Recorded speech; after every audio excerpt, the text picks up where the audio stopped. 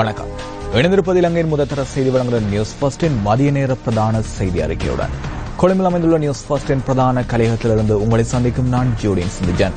சர்வதேசத்தின் பல பாகங்களிலிருந்து குளோபல் சக்தியோடாக இணைந்திருக்கும் உங்களை சந்திப்பதில் மிகுந்த மகிழ்ச்சி. விரிவான செய்திகளுக்கு செல்லும் முன்னர் முதலில் தலைப்புச் செய்திகள். அரசு வைத்திய அதிகாரிகள் சங்கம் ஆரம்பித்த பணி பகிஷ்கரிப்பு நிறைவு. நோர்வே வெளிவிவகார ராஜாங்க செயலாளர் ட்ரோ ஹெட்ரம் 3 நாள் உத்தியோகபூர்வ விஜயம் மேற்கொண்டு இன்று நாட்டிற்கு வருகை. இலங்கை கடற்பரப்பிற்குள் அத்துமீறி மீன்பிடியில் ஈடுபட்ட 7 இந்திய மீனவர்கள் தலைமன்னார் கடற்பரப்பில் கைது. அமெரிக்க உயிரியல் பூங்காவில் கொரில்லாவை சுட்டுக் கொன்றமை சர்வதேச அளவில் பெரும் சர்ச்சையை தோற்றுவிப்பு.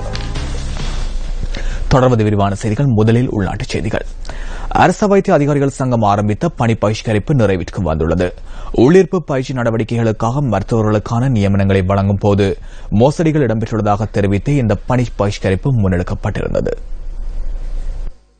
அரசு வைத்திய அதிகாரிகள் சங்கம் முன்னெடுத்த பணி பகிஷ்கரிப்பினால் நாட்டின் பல மாவட்டங்களில் வெளிநோயாளர் பிரிவும் மாதாந்த மருத்துவ பிரிவும் ஸ்தம்பித்ததுடன் நோயாளர்கள் பெரும் அசௌகரியங்களை எதிர்நோக்கியதாக அங்கிருக்கும் எமது பிராந்திய செய்தியாளர்கள் தெரிவித்தனர். அரசு வைத்திய அதிகாரிகள் சங்கம் இன்று காலை 8 மணி முதல் அடையாள பணி பகிஷ்கரிப்பில் ஈடுபட்டனர். உள்ளிருப்பு பயிற்சி நடவடிக்கைகளுக்காக மருத்துவர்களுக்கான நியமனங்களை வழங்கும் போது மோசடிகள் இடம்பெற்றுள்ளதாக தெரிவித்தே இந்த பணி பகிஷ்கரிப்பு முன்னெடுக்கப்பட்டது. எவ்வாறாயினும் குறித்த விடயம் தொடர்பில் பேச்சுவார்த்தைகள் தொடர்ந்து முன்னெடுக்கப்பட்டு வருவதாக சுகாதார சேவைகள் பணிப்பாளர் நாயகம் பாலிதம் நேற்று இடம்பெற்ற ஊடகவியலாளர் சந்திப்பின் போது தெரிவித்திருந்தார். எனினும் இந்த பணி பகிஷ்கரிப்பு அநீதியாக முன்னெடுக்கப்படுவதாக சுகாதார அமைச்சர் ராஜித சேனாரத்ன குற்றம் சாட்டியுள்ளார். பணி பகிஷ்கரிப்பு முன்னெடுக்கப்படினும் நோயாளர்களை அனுமதித்தல் போன்ற செயற்பாடுகளில் பாதிப்பு ஏற்படவில்லை என கண்டி போதனா வைத்தியசாலையின் வைத்திய பணிப்பாளர் தெரிவித்துள்ளார். தீவிர மற்றும் அவசர சிகிச்சை பிரிவுகளில் எந்தவித பிரிவுகளுக்கு பணி பகிஷ்கரிப்பினால் எந்தவித தாக்கமும் ஏற்படவில்லை எனவும் கண்டி போதனா வைத்தியசாலையின் வைத்திய பணிப்பாளர் மேலும் சுட்டிக்காட்டினார். பணி பகிஷ்கரிப்பினால் கண்டி மாவட்டத்தில் நோயாளர்கள் அதிகம் பாதிப்புகளை எதிர்நோக்கியதாக அங்கிருக்கும் எமது பிராந்திய செய்தியாளர் ஹேரத் ஏக்கநாயக்க சுட்டிக்காட்டினார். பணி பகிஷ்கரிப்பினால் அனுராதபுரம் போதனா வைத்தியசாலையிலும் நோயாளர்கள் பெரும் சிரமங்களை எதிர்நோக்கினர்.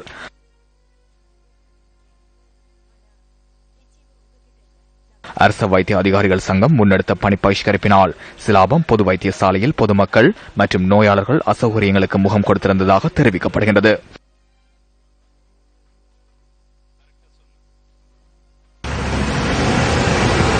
புத்தளம் மாவட்டத்தில் உள்ள ஆதார மாவட்ட கிராமிய வைத்தியசாலைகள் மற்றும் மத்திய மருந்தகங்களைச் சேர்ந்த வைத்தியர்களின் பணி பகிஷ்கரிப்பினால் இன்று வைத்தியசாலைக்கு வருகை தந்த அதிகளவிலான நோயாளிகள் பல்வேறு சிரமங்களை எதிர்நோக்கியுள்ளதாக அங்கிருக்கும் எமது பிராந்திய செய்தியாளர் தெரிவித்தார். காலையில் வந்தோம். இந்த டாக்டர்மாரெலாம் இஷ்டேக்குன்னு சொன்னாங்க. எங்களுக்கு சரியான சிரமம் தான். என்ன செய்யறது, நல்லா போயிட்டு வந்தேன்னு சொன்னால் அதுக்கு ஆட்டாக்கு அதுக்கு 10-500 ரூபா கொடுக்க வேண்டியா இருக்கும். அதுலேருந்து வர வேண்டியா இருக்கு. கொஞ்சம் தூரத்துலேருந்து தான் நாங்கள் வர்றோம். மட்டக்களப்பு போதனா வைத்தியசாலையிலும் இன்று காலை 8 மணி தொடக்கம் நண்பகல் 12 மணி வரை வைத்தியர்கள் பணி பகிஷ்கரிப்பில் ஈடுபட்டமையினால் நோயாளிகள் பெரிதும் பாதிக்கப்பட்டனர். இதன்போது வைத்தியசாலையின் வெளிநோயாளர் பிரிவிலும் மாதாந்த வைத்தியசாலை நடவடிக்கைகளிலும் இருந்து வைத்தியர்கள் விலகியிருந்தனர். மட்டக்களப்பின் மூதூர், அம்பாறை, உனிச்சை, இலுப்படிச்சேனை, வவுனதீவு உட்பட பல கஷ்ட பிரதேசங்களைச் சேர்ந்தவர்கள் வெளிநோயாளர் பிரிவு மற்றும் மாதாந்த வைத்திய சிகிச்சைகளை பெற வந்த நோயாளிகள் மிகுந்த இன்னல்களுக்கு முகம் கொடுத்தனர்.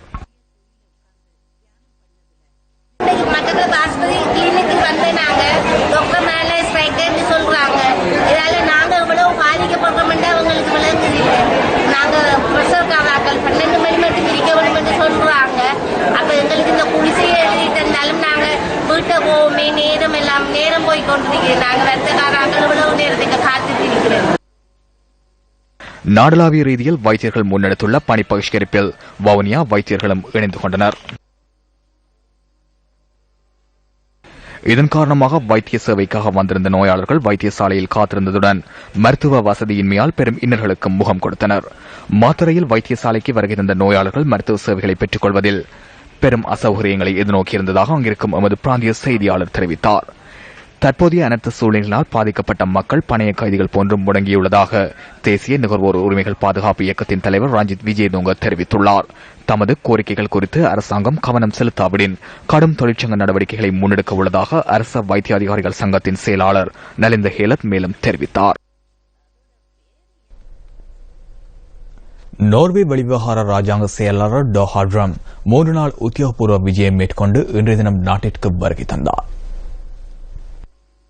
நோர்வே வெளிவிவகார ராஜாங்க செயலாளர் டோ ஹட்ராம் மற்றும் சில பிரதிநிதிகள் இன்று காலை 8:45 மணியளவில் கட்டுநாயக்க சர்வதேச விமான நிலையத்தை வந்தடைந்துள்ளதாக கட்டுநாயக்க சர்வதேச விமான நிலையத்தின் கடமை நேர முகாமையாளர் தெரிவித்துள்ளார். கடந்த ஜனவரி மாதம் நோர்வேயின் வெளிவிவகார அமைச்சர் இலங்கைக்கு வருகை தந்ததன் பிரதிபலனாக வெளிவிவகார ராஜாங்க செயலாளர் நாட்டிற்கு வருகை தந்துள்ளதாக வெளிவிவகார அமைச்சு விடுத்துள்ள அறிக்கையில் தெரிவிக்கப்பட்டுள்ளது. இந்த விஜயத்தில் எதிர்க்கட்சித் தலைவர் ரா சம்பந்தன், சர்வதேச வர்த்தகத்துறை அமைச்சர் மலிக் சமரவிக்ரம, நகர திட்டமிடல் மற்றும் நீர்வளங்கள் அமைச்சர் ரவுப் ஹக்கீம் மற்றும் நல்லிணக்க பொறிமுறை தொடர்பான செயலாளர் அலுவலகத்தின் செயலாளர் மனோ தித்தல் வெலவையும் சந்தித்து கலந்துரையாட உள்ளார். இதேவேளை நாட்டிற்கு வருகை தந்துள்ள நோர்வேயின் வெளிவிவகார ராஜாங்க செயலாளர் நாளை வடமாகாண ஆளுநர் ரெஜினோல்ட் குரே மற்றும் முதலமைச்சர் CV விக்னேஸ்வரன் ஆகியோரை சந்திப்பதற்கும் திட்டமிட்டுள்ளார். இலங்கை கடற்பரப்பிற்குள் அத்துமீறி மீன்பிடியில் ஈடுபட்ட 7 இந்திய மீனவர்கள் தலைமன்னார் கடற்பரப்பில் கைது செய்யப்பட்டுள்ளனர். தலைமன்னாருக்கு வடமேல் பகுதியில் மீன்பிடியில் ஈடுபட்டிருந்த போது இந்திய மீனவர்கள் இன்று அதிகாலை கைது செய்யப்பட்டதாக கடற்படை பேச்சாளர் கேப்டன் அக்ரம் அலபி கூறினார். அத்துடன் அவர்கள் மீன்பிடிக்கு பயன்படுத்திய ட்ரோலர் படகொன்றும் மீன்பிடி உபகரணங்களும் கடற்படையினரால் தடுத்து வைக்கப்பட்டுள்ளன. குறித்த மீனவர்கள் 7 பேரும் ராமேஸ்வரம் பகுதியைச் சேர்ந்தவர்கள் என கேப்டன் அக்ரம் அலபி கூறினார். கைது செய்யப்பட்ட இந்திய மீனவர்கள் மன்னார் மாவட்ட கடற்றொழில் திணைக்களத்தினரிடம் ஒப்படைக்கப்பட உள்ளதாக கடற்படை பேச்சாளர் குறிப்பிட்டார். கிளிநொச்சி கரடிப்போக்கு சந்தையில் இடம்பெற்ற வாகன விபத்தில் ஒருவர் உயிரிழந்துள்ளார். இன்று காலை 9 மணி அளவில் இந்த விபத்து சம்பவித்துள்ளதாக போலீசார் தெரிவித்தனர். கரடிப்போக்கு சந்தையில் நிறுத்தி வைக்கப்பட்டிருந்த லாரியொன்றுடன் பின்னால் வந்த மோட்டார் சைக்கிள் மோதியதில் இந்த விபத்து இடம்பெற்றுள்ளது. விபத்தில் படுகாயமடைந்த மோட்டார் சைக்கிள் சாரதி கிளிநொச்சி வைத்தியசாலையில் அனுமதிக்கப்பட்ட நிலையில் சிகிச்சை பலனின்றி உயிரிழந்துள்ளார். மருதநகர் பகுதியைச் சேர்ந்த 2 பிள்ளைகளின் தந்தையொருவரை விபத்தில் உயிரிழந்துள்ளார். சம்பவம் தொடர்பிலான மேலதிக விசாரணைகளை கிளிநொச்சி போலீசார் முன்னெடுத்து வருகின்றனர். வெளிமடை உவா பரணகமவில் உள்ள தேயிலை தோட்டம் ஒன்றிலிருந்து ஒரு குலைந்த நிலையில் சிசு ஒன்றின் சடலம் மீட்கப்பட்டுள்ளது. இன்று காலை கிடைத்த தகவலுக்கு அமைய இந்த சடலம் மீட்கப்பட்டதாக போலீசார் தெரிவித்தனர். அடையாளம் காண முடியாத வகையில் சிசுவின் சடலம் உருக்குலைந்துள்ளதாக போலீசார் குறிப்பிட்டனர். சடலம் தற்போது சம்பவ இடத்திலேயே போலீஸ் பாதுகாப்புடன் வைக்கப்பட்டுள்ளதாக அவர் பிராந்திய செய்தியாளர் கூறினார். சம்பவம் தொடர்பான விசாரணைகளை உபா பரணகம போலீசார் முன்னெடுத்து வருகின்றனர். ரத்மலான காலி வீதியில் அமைந்துள்ள விற்பனை நிலையத்தில் தீ பரவியுள்ளது.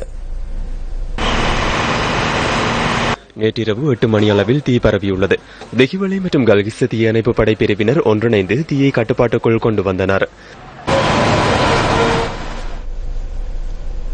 குருணாகலை பொல்திபதிம பிரதேச செயலகத்திற்குட்பட்ட மக்கள் எதிர்நோக்கும் யானை பிரச்சினை தொடர்பிலான கலந்துரையாடல் ஒன்று நேற்றைய தினம் இடம்பெற்றது. குறித்த கலந்துரையாடலில் உரிய அதிகாரிகள் சமூகம் அளிக்கவில்லை என அகில இலங்கை பணியாளர்கள் சம்மேளனத்தின் தலைவர் நாமல் கருணாநாயக்க குற்றம் சாட்டினார். இந்த கலந்துரையாடல் பொல்பிதகம பிரதேச செயலகத்தில் நேற்றைய தினம் இடம்பெற்றது. உள்விவகாரம், வடமேல் அபிவிருத்தி மற்றும் கலாசார அமைச்சர் SB நாவின், வனஜீவராசிகள் திணைக்கள அமைச்சர் ஜெயவிக்ரம பெரேரா, காணி ராஜாங்க அமைச்சர் TB ஏகநாயக்க ஆகியோர் இந்த நிகழ்வில் கலந்து கொண்டிருந்த போதிலும் இந்த விடயம் தொடர்பிலான அதிகாரிகள் எவரும் இந்த கலந்துரையாடலில் கலந்து கொள்ளவில்லை என்பது சுட்டிக்காட்டத்தக்கது. அதிகாரிகள் பிரசன்னமாகாதது குறித்து பிரதேசவாசிகளும் தமது அதிருப்தியை வெளியிட்டிருந்தனர்.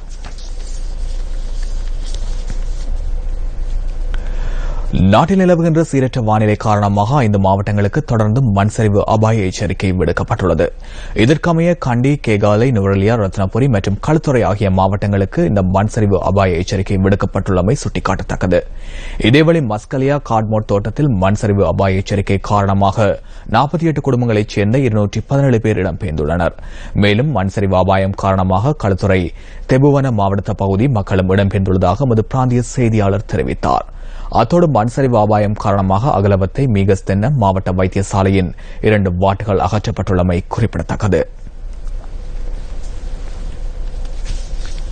நிலவும் சீரற்ற வானிலை காரணமாக நாட்டின் 5 மாவட்டங்களுக்கு மண்சரிவு அபாய எச்சரிக்கை விடுக்கப்பட்டுள்ளது. கண்டி, கேகாலை, நுவரெலியா மற்றும் ரத்னபுரி ஆகிய மாவட்டங்களுக்கே மண்சரிவு எச்சரிக்கை விடுக்கப்பட்டுள்ளதாக இடர் முகாமைத்துவ நிலையம் சுட்டிக்காட்டியுள்ளது. இது தொடர்பான மேலதிக தகவலுடன் இணைந்து கொள்கின்றார் வளிமண்டலவியல் திணைக்களத்தின் வானிலை அதிகாரி முகமது சாலிஹின். நாட்டின் சில மாகாணங்களில் மழையுடன் கூடிய வானிலையே காணப்படும். மத்திய, சப்ரகமுவ, மேல், வடமேல் மற்றும் தென் மாகாணங்களிலும் மன்னார் மாவட்டத்தின் பல இடங்களிலும் அடிக்கடி மழை அல்லது இடியுடன் கூடிய மழை பெய்யக்கூடும். சில இடங்களில் குறிப்பாக மேற்கு, வடமேற்கு மாகாணங்களில் சுமார் 75 மில்லிமீட்டர் வரையிலான ஓரளவு பலத்த மழை பெய்யக்கூடும். கிழக்கு மற்றும் ஊவா மாகாணங்களின் சில இடங்களில் பிற்பகல் 2 மணிக்கு பின்னர் மழை அல்லது இடியுடன் கூடிய மழை பெய்யக்கூடும். நாடு முழுவதிலும் குறிப்பாக மத்திய மலைப்பிரதேசத்தின் மேற்கு சரிவுகளிலும் இடைக்கிடையே பலத்த காற்று வீசக்கூடும். கடல் பிராந்தியங்களை பொறுத்தவரையில் குற்றளம் தொடக்கம் கொழும்பு, காலி ஊடாக ஹம்பாந்தோட்டை வரையான கடல் பிராந்தியங்களில் அடிக்கடி மழை அல்லது இடியுடன் கூடிய மழை பெய்யக்கூடும். கிழக்கு கடல் பிராந்தியங்களில் சில இடங்களிலும் மழை அல்லது இடியுடன் கூடிய மழை பெய்யக்கூடும். காற்று மணித்தியாலத்துக்கு 40 கிலோமீட்டர் வேகத்தில் தென்மேற்கு திசையில் இருந்து வீசும். குற்றளம் தொடக்கம் மன்னார், காங்கேசன்துறை ஊடாக திருகோணமலை வரையான, அத்துடன் மட்டக்களப்பு தொடக்கம் பொத்துவில் ஊடாக ஹம்பாந்தோட்டை வரையான கடல் பிராந்தியங்களில் காற்றின் வேகமானது அடிக்கடி மணித்தியாலத்துக்கு 60 முதல் 65 கிலோமீட்டரிலும் அதிகரித்த வேகத்தில் வீசக்கூடும். இவ்வாறான சந்தர்ப்பங்களில் குறிப்பிட்ட கடல் பிரதேசங்கள் மிகவும் கொந்தளிப்பாக காணப்படும். இதேவேளை நாட்டை சூழவுள்ள ஏனைய கடல் பிரதேசங்களில் காற்றின் வேகமானது மணித்தியாலத்துக்கு 50 முதல் 60 கிலோமீட்டரிலும் அதிகரித்த வேகத்தில் வீசும் சந்தர்ப்பங்களில் கடல் பிரதேசங்கள் இடைக்கிடையே கொந்தளிப்பான நிலையில் காணப்படும். இதேவேளை வெள்ளத்தில் பாதிப்படைந்த வீடுகள் தொடர்பில் புள்ளி விவரங்கள் கணக்கிடப்படுவதாக தேசிய வீடமைப்பு அபிவிருத்தி அதிகார சபை தெரிவித்துள்ளது. இந்த விடயம் தொடர்பில் உரிய நடவடிக்கைகளை முன்னெடுக்க உள்ளதாக அதிகார சபையின் தலைவர் லக்விஜய சாகர பலன் சூரிய சுட்டிக்காட்டினார்.